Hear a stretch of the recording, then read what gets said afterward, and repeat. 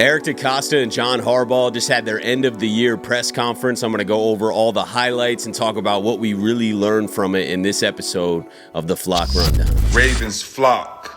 The Flock Rundown is the place to be. Motionless brainwaves attempt to swim their way to sense, can't tame the untamed. Appreciate you, Ray. What's up, Ravens fans? My name is Ryan, and welcome back to another episode of the Flock Rundown. First of all, checking in again. How we doing? I'm still not feeling great. Just watched the end of the year press conference with John Harbaugh and Eric DeCosta, and I'm still sick to my stomach. I have a lot to talk about. We have a lot of things that we did learn from the press conference. I do think that we did learn some key things from there that I'll talk about in this episode. But this loss still stings, man. I'm probably going to be feeling this way all off season. I'm sure it might get a little better day by day. I felt this way last year. We felt this way before. You know what I mean? Like, there are brighter days ahead. We will get into next season and hopefully not think about this as much. But until we get over the hump, man, it just feels like this is like a lingering pain that just won't go away. But I guess that's how most fans feel in most sports. I mean, most of my other sports teams don't win championships either often. So it's not like I'm not used to this pain. You know, in basketball, I'm a Wizards fan. We're going through an absolute rebuild right now. And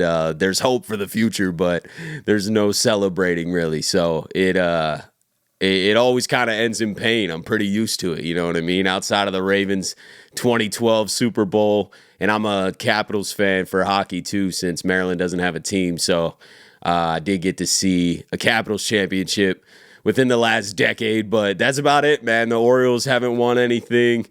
The Wizards aren't winning anything. The Maryland Terps don't win much when it comes to anything meaningful, at least. So, yeah, it's I'm hoping the Ravens can get over the hump soon.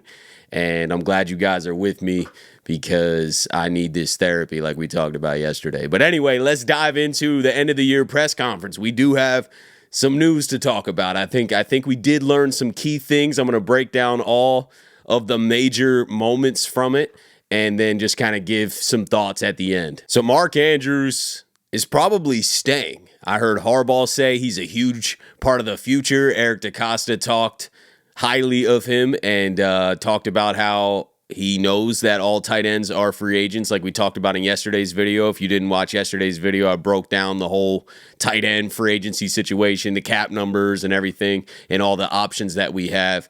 And it seems like they're going to go with the restructure / extension move because obviously Mark Andrews has a $17 million cap hit, and I do not see the Ravens paying that. I don't think that they are going to pay that still, but them saying Mark Andrews is a huge part of our future, I think really gives some insight into the fact that they are going to restructure quite a bit of contracts, and Eric DeCosta talked about that too. It seems like it's going to be coming from Lamar Jackson. He's going to restructure his contract. We're going to probably get a Marlon Humphrey extension / restructure. So when they do extensions, they move that money around, so next year's cap hit can get a lot lower. So I would not be surprised to see a Marlon Humphrey extension who's going into his final year, a Mark Andrews extension who's going into his final year, a Lamar Jackson restructure, possibly a Roquan Smith restructure, just taking the big deals that are on our team, the big long-term deals that still got some years left, and they can really move some money around. So I would say Marlon Humphrey, Mark Andrews, not going anywhere. Another question that was answered was Derrick Henry. You know, I figured Derrick Henry would stay. He better stay. But with his cap hit going up from last year, his contract was backloaded a little bit. There were a lot of questions of, are the Ravens going to potentially move on from him, or is there an extension at bay for him? And Eric DeCosta didn't give any specific details, but did say that they are very grateful to have Derrick Henry back for another year. And I wouldn't be surprised to see an extension for Derrick Henry either, even if it's just another year. You can then lower that cap hit this year. So I think the Ravens are going to do quite a bit of extensions and move a lot of money around to create some cap room for this season. A free agent that should be back is Patrick Ricard. They spoke very highly of him, And I don't think there's a lot of teams in the NFL that value Patrick Ricard like the Ravens do. So I'm pretty sure that they'll find a way to bring him back, and he'll continue to be an asset to this team. We also aren't moving on from Justin Tucker. No surprise there. I mean, they might bring in some kicking competition in the offseason, but Tucker really turned his season around, his career around. I mean, there was a window of last year where everyone was calling him washed, or at least 80% of people. I don't want to say everyone. I wasn't calling him washed, but I definitely was getting more concerned as the weeks went. And the whole time I'm like, let's just give it some time, man. I think, he's only in his 12th year. Like, this is a GOAT kicker. Usually they're not done in year 12. They have long careers. And I think this was just a bad pocket of Tucker's career that he then overcame. And Harbaugh talked a lot about how that's going to launch him into the rest of his career, because he was able to kind of go through a chunk of the year slump and then battle his own mind and get out of it and get back to kicking the ball straight, as we saw after the bye. So I think I agree with Harbaugh there that this is going to launch Tucker for the rest of his career. I'm not saying there's never going to be another slump. He will be washed one day. He will fall off one day, but it's not this year, and I think Tucker's back. They talked a bit about the coaching staff, and it seems like the majority, if not all, of the coaching staff will be back. We're still waiting on Todd Monken to see if he wants to take the Jaguars job or whatever, but other than that, I mean, Harbaugh talked all about how he can't wait for Monken to be back and go to version 3.0 of this Ravens offense. They said that Dean Pease is back on the defensive staff, and I just think that the Ravens are going to keep the majority of their coaching staff, which would be beautiful. And, last year we had a bit of a slow start because of so much switching. I mean, obviously it wasn't just the coaching. There was bad play, bad O-line play, and things like that. But I'm just saying it doesn't help when you have basically half of your coaching staff plucked from other teams. We had to really restart a bit on defense, especially last year. So to have that continuity come back, to have Lamar and Monken again for another year, I think that is only going to get us off to a faster start and really kind of evolve this offense and defense to the next level. Some guys that are definitely gone that shouldn't be a surprise is Brandon Stephens. When they asked Eric DeCosta about Brandon Stephens, he said, we'll let him test free agency, and it wasn't the best year for him. So Brandon Stephens is most likely not going to be back unless it's at an extreme value. And I think at this point, with the season he had, they're just ready to move on. And another guy that we obviously already knew is Marcus Williams is going to be released. Harbaugh talked about how he handled it well and whatnot, but he didn't have a great 2024, and he's not going to be on this team. They already reworked his contract so that they were able to clear more cap room when he is released.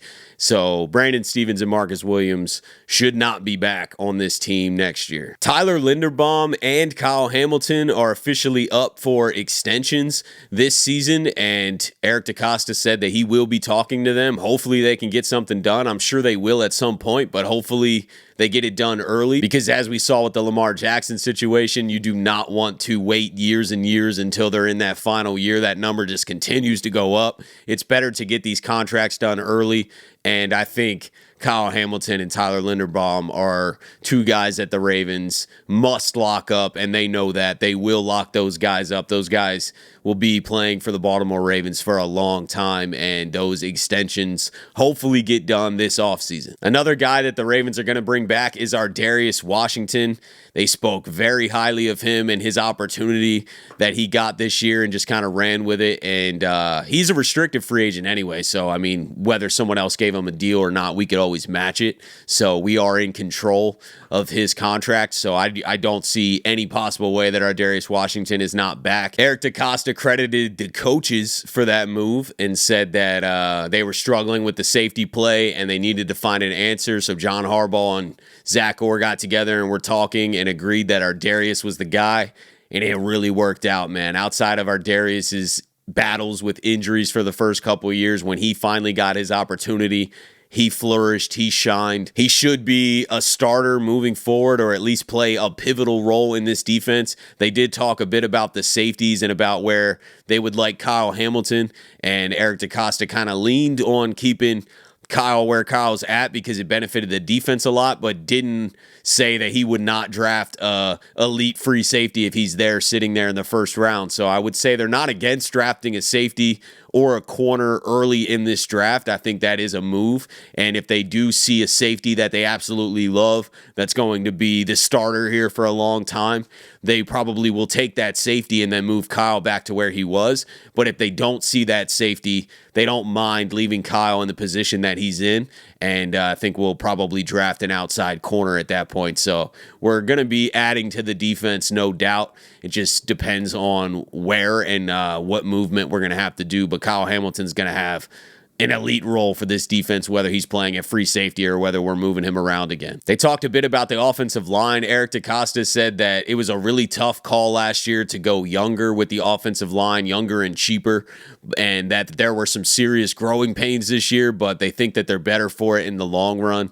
And I'm not really sure about Ronnie Stanley. I mean, I would love to bring Ronnie back, but the way they talked, they were saying that Roger could play both sides and that they're just going to have to talk to Ronnie and see if they can work something out. And I'm like, okay, that wasn't as surefire as, other guys that they said were like definitely coming back. So we'll have to just see with Ronnie. I don't think we got a lot of concrete Ronnie information, and there's probably an avenue where the Ravens don't bring back Ronnie and they feel like Roger is able to play on both sides.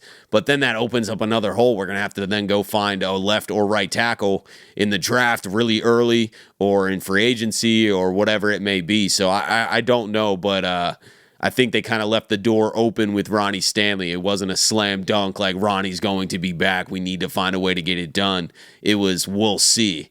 And that they're really happy with the young offensive line and the improvement that these guys showed and the steps that they can take moving forward because they have nothing but upside, which I do agree. I think Rodgers going to just launch into the stratosphere. I love what I saw from him. Falele, I wouldn't be against letting him see what he does this offseason to see if he can kind of improve his game and take it to another level. I'm not thrilled with that, but this guy hasn't played a ton of football and has enormous size and potential. So if he does take a big leap this year, I wouldn't mind keeping him at right guard. I don't think McCary at left guard is back as a starter. I don't think he's back in general, but if they do bring him back, he's not starting at left guard. So we're either going to find another left guard or Voorhees develops into that spot. But I think we should really add some talent to the guard spot. I think that we need to strengthen this offensive line as much as possible, especially with Derrick Henry coming back. We need to protect Lamar. We need to open these running lanes up. We need to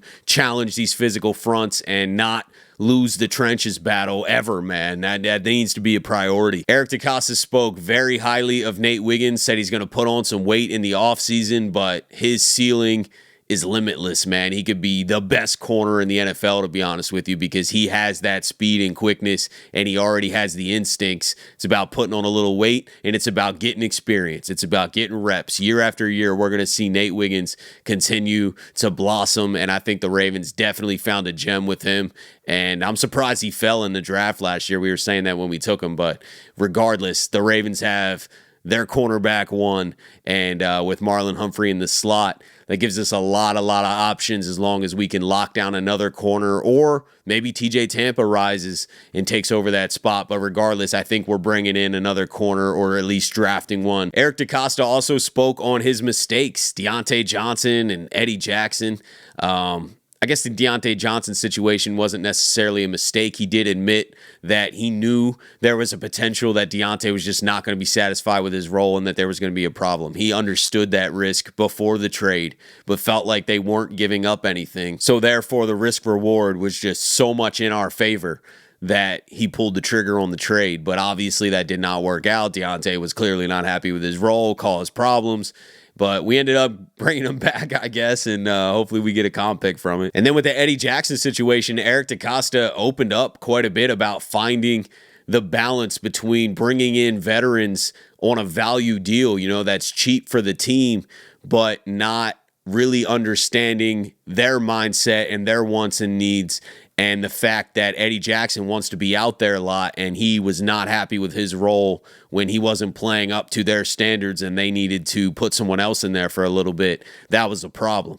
So Eric DeCosta was like, I need to do better of signing veterans and kind of understanding or being transparent with them ahead of time. Like, hey, we're bringing you in on a value deal. This could be your role. Like, you might end up not playing as much as you want to. So I did like him opening up about that and kind of owning up to that mistake. He said that it didn't work out with Eddie because he wasn't happy with his role and he wasn't as transparent with that before the signing. And Eddie kind of thought he was coming in here to be our starting safety and contribute to this defense consistently. And I think they did really give him that chance. So, I mean, how mad can you really be? You know what I mean? Like, Eddie Jackson just wasn't playing great. So when you get benched or when your role gets reduced, you can't throw a fit. I mean, you're not playing that well. It's like Marcus Williams, like Eddie Jackson and Marcus Williams were legit holding this defense back week by week. We saw that as soon as we switched safeties.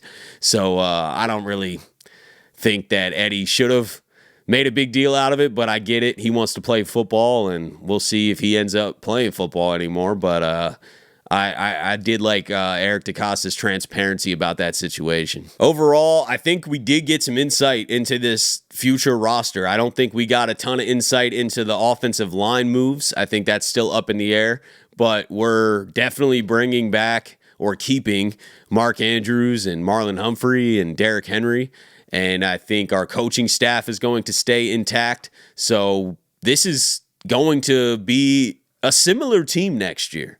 There are definitely going to be some changes. There's going to be some losses. There's going to be some additions. I think at this point, our roster is pretty full. I would say I would put most of the focus on the offensive line, and we're going to have to restructure quite a bit of contracts to create that money, and we need to be aggressive with the offensive line. We need to probably add another wide receiver. We saw that the depth really fell, and we talked about that all last season, man. That's why I was so happy when we did get Diontae Johnson. I didn't quite know what was going on behind the scenes, that he was going to throw a fit like that, but I was happy when we got Diontae because I'm like, man, if Zay or Bateman get hurt, we're going to be weak, and that's not a shot at Tez Walker or Tylan Wallace. They're just not wide receiver 1, wide receiver 2. Like, you need more, you need a little bit more talented depth, and we didn't have it, you know what I mean? And Diontae would have been that. Obviously, that didn't work out. What happens right before the playoffs start? Zay goes down, and now we don't have Zay. Bateman shining. But then in the Bills game, at the end of the Bills game, Bateman goes down. And on that final drive, Lamar's out there with Tylan Wallace and Steven Sims and Nelson Aguilar and Anthony Miller. I mean, that ain't going to cut it. So I do want the Ravens to add another receiver to this team. I want the Ravens to beef up this offensive line and draft a safety or outside corner. I think that those are priorities, and find a freaking pass rusher, man, whether that just be a vet. We could go sign a Elvis Doomerville type signing, if you guys remember that guy floating out there like that would be like Khalil Mack, right? Like somebody that's had a lot of success, older, veteran, but it's just going to come in here and thrive. I think that we need to go find a guy like that, or we need to be aggressive in the draft and try to bring in an elite pass rusher, because Van Noy's not going to be here forever. You know what I mean? Van Noy, I love Van Noy. Trust me, I'm not sitting here down in Van Noy, but I'm just saying we do need to think about the future. Who knows what's going to happen with Owe? He's heading into his final year. Do we give him a long-term deal? Is Ajabo going to jump on the scene? Like, it's just too unknown, and I think the future pass rush situation of the Baltimore Ravens doesn't look phenomenal, so I would love to get a freak in here somehow. Bringing in a guy like Khalil Mack, just for example, that's just one name. That helps us this year. That doesn't help us long-term. So regardless, we need to be thinking long-term. I don't think that we have a generational pass rusher on this team. So I think those are the main positions that we need to be targeting. Let me know what you guys thought about this press conference. I wanted to just come on here and run through the highlights or what stood out to me and just kind of give my thoughts on things. And overall, I think we learned quite a bit. I think that Mark Andrews is a big thing. I just made a whole video about what the Ravens are going to do. pretty sure now the Ravens are going to extend him and restructure and move that money around because they said that Mark is definitely in their future plans, and you wouldn't just be saying that, especially after that game, if you're about to let him go. So I did think we got some insight into the future. We're not going to hear from John Harbaugh or Eric DeCosta until probably like the combine. So this was our last chance to kind of get some information here, and I think that we did get a little bit, and yeah, now it's just about retooling this team, making some cap moves, and trying to make this team as good as possible so we can finally get over the damn hump next year. But I appreciate you guys, as always, for tuning in to another episode of the Flock Rundown. Have a beautiful rest of your day, and I'll let the greatest linebacker in the history of the game take us out. Ravens Flock. The Flock Rundown is the place to be. My man Ryan has been a lifelong Ravens fan since he was born. The Flock Rundown. Nothing gets better than waking up and wondering how high we can fly. Tune in. Motionless brainwaves attempt to swim their way to sense, can't tame the untamed.